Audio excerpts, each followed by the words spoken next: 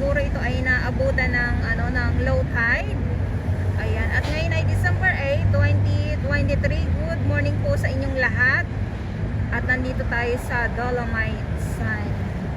Nasa kadugtong tayo ng Dolomite Sand, nasa Gray Sand po tayo. At ito yung ating dagat. Napakalinaw ng napakalinaw ng dagat.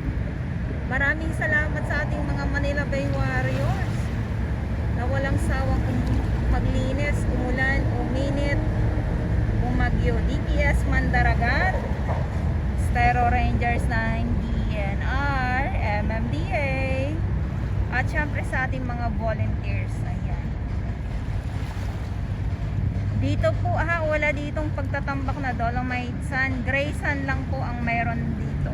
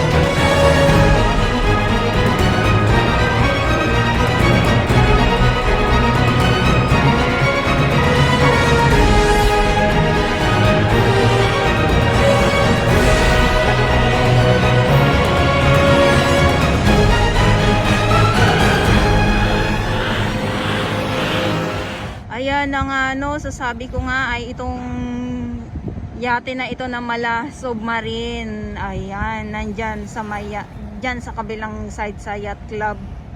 At ito naman yung ating dagat ngayong umaga. Napakalinaw, nakakasilaw. Nasabi nga nila ay bakit ito na lang ba palagi ang ating ipinagmamalaki? Ano ba dapat ang ipagmalaki ko? Yung mga samut-saring mga iba't ibang mga basura? Ganun ba?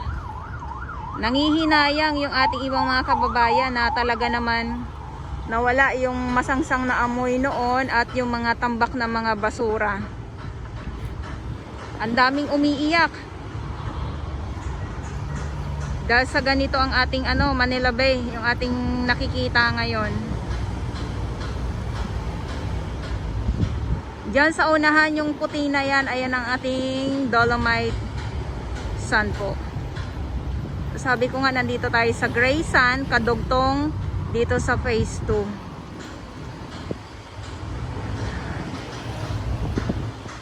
Grabe ang linaw. Ito na naman tayo sa linaw. Ito na naman si July sa malinaw.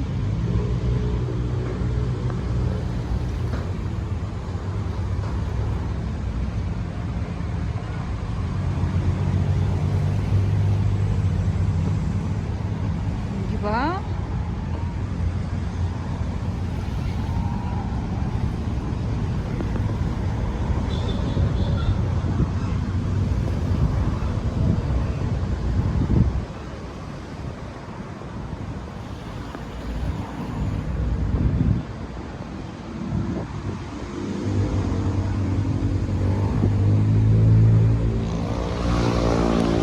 Ayan, so ito yung ating view at grabe naman yung tirik na tirik ang araw at yung kalangitan.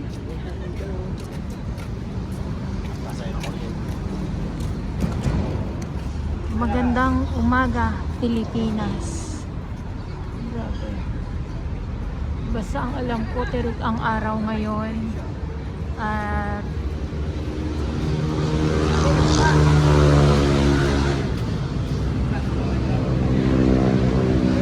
ito yung ating Manila Bay Dolomite Sun, na kung saan ay nandito tayo sa mga kahalamanan. Ayan ha. At yung ating CCTV camera at yung ating solar na ilaw. Ayan, sana nakita nyo po. So dito tayo sa loob. Sa mga viewers ko nga, baka hindi nyo po alam, merong mga iba't ibang klaseng mga halaman na tanim dito sa Manila Bay Dolomite Sun. At syempre, bukod dito sa mga nyog, ayan, ayan si Haring Araw.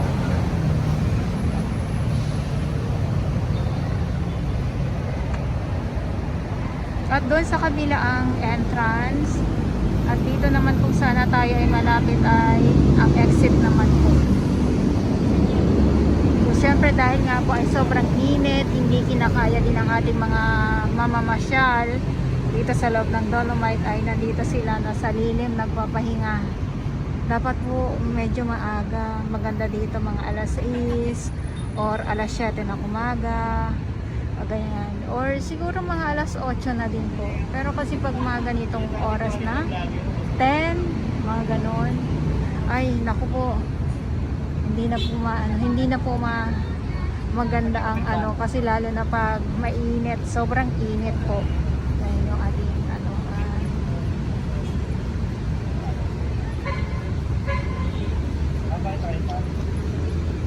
ating mga namamasyal. Ayan, ito sila kanina pa to sa parang I think parang nag-shoot sila dito ngayon. Ayun. So yun lang. Wala akong masabi kasi ang linis ng ating baybayin. At maraming salamat sa ating mga Manila Bay warriors na walang sawang maglinis, umulan, uminit, bumagyo. At doon naman sa kabila ay may ganap doon, dito sa may yacht club, may ganap dyan. At yung mga paraw, yes, yung mga paraw nandyan, nakahilera na naman sila.